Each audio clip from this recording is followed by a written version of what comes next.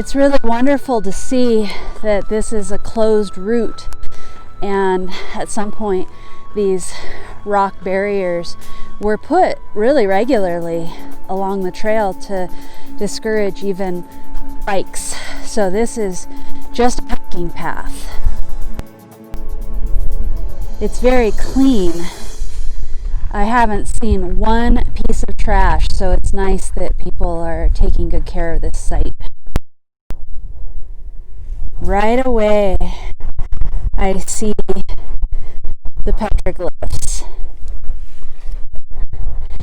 And I was here much later in the afternoon, and so the light was not favorable, which was another reason I thought, oh, I'm going to come in the morning. Reading this landscape, I can see where this was significant. It's like a natural, strip wall of the sandstone boulders that crosses the valley right here.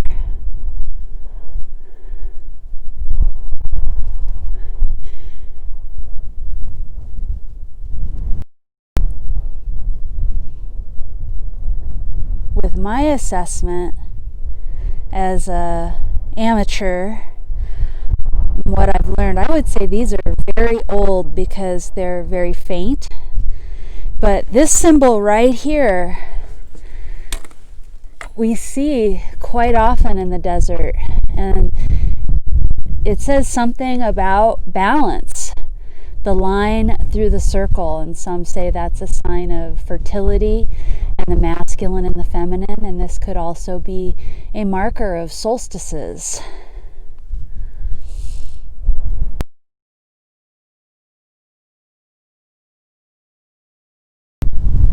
This one is so faint. I wonder, did the desert varnish, the black patina on these stones wear away from underneath? On the other side of that boulder, we've got some looping figure eights and some square geometric motifs, but again, these are so faded. I couldn't see them in the afternoon shade, but I can see it really well in the bright morning light. And moving from this panel to its other face, this is what I was looking for. This is what people had taken pictures of that I saw online. And you can see it really clearly, this chain with 3 distinct circles. And over here, can you see it? It's a circle with an arrow pointing to it. Would that be that if someone was walking on the trail here, you would see this and know to look at these symbols right here? In my research, this Native people's account signifies that a joined circle, this kind of necklace chain, represents an important meeting has taken place here. So was it between 3 people or 3 different meetings? There's another one here, a circle with 2 lines coming off of it, not connected to anything. Oh, I see some more on this boulder in front of me right here.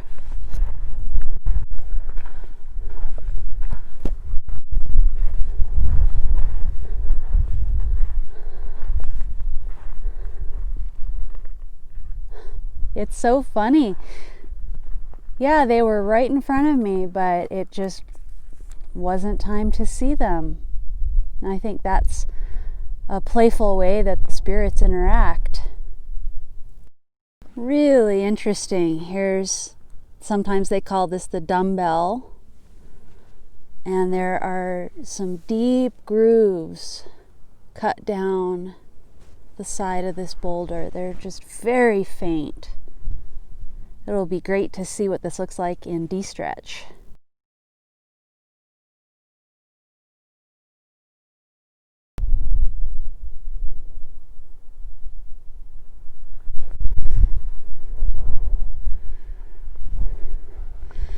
This is quite a big boulder. There's a lot of really great sheltering nooks and crannies around here.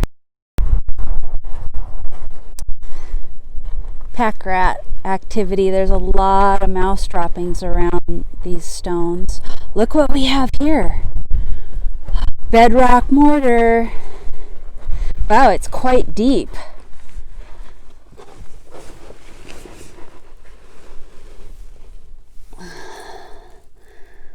Up to my wrist. Yeah, this makes sense. This is a wonderful boulder that would give you shade in the summer, sitting underneath this face here.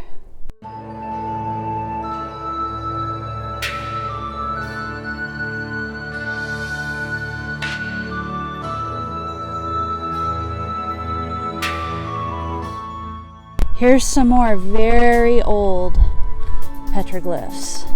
That is distinctively a circle, and here's another circle with the two lines coming off of it. This almost looks like something here, a sun image with rays coming off. And then if we look up here, we see in the shadow right there. I notice that the petroglyphs here are found concentrated on very big rocks with flat faces that are low to the ground. To me, that says that those marks were made and meant to be seen by travelers or other tribe members. And I wanted to mention that this is the ancestral homeland of the Serrano people. And in my research, their ancient name was Yaha Vietnam. And that those people still know that this area exists. This is an ancestral, sacred connection place to them. And it's important to me to always know whose territory I'm traveling in. That way I can ask when I enter, do I have permission to be here? And that's how I stay in a good relationship of reciprocity with these places. The Serrano people inhabit the mountains that are east of Mount Baldy, Mount San Antonio, in the San Bernardino Mountains. And they came down into the deserts to forage for food during the winter months when it was not hospitable to be up in the mountains with the snow. The Serrano are likely best known today. They're the owners and caretakers of the San Manuel Casino. This boulder has a wonderful face for petroglyphs, but there's only one small circle here. Maybe someone had a conversation with a friend of theirs.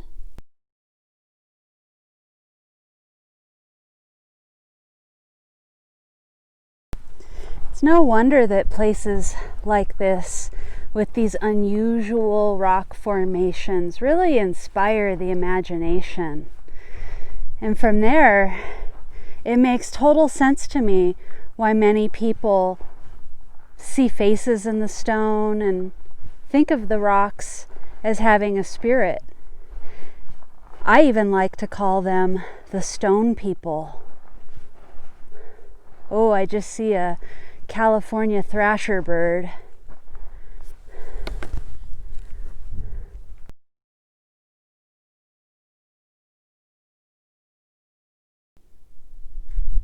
I like to burn some sage as a gift to the spirits here. And I brought my flute. And I like this because it's lightweight and it's easy to travel with in my bag, wrapped up, of course. A little bit less cumbersome than my drum.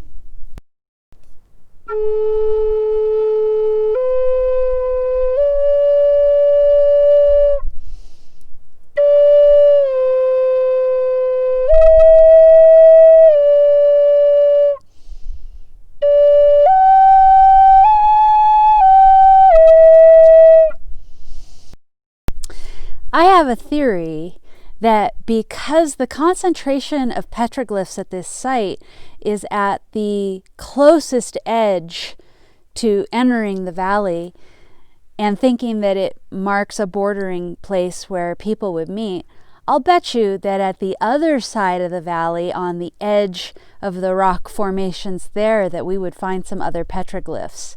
But that'll be a video for a different day, as that's a much longer hike from the trailhead. So I hope you enjoyed this visit to the petroglyphs of Pipes Canyon. And if you'd like to see more videos like this, let me know in the comments below, and check out my Patreon page and consider becoming a patron. Thanks!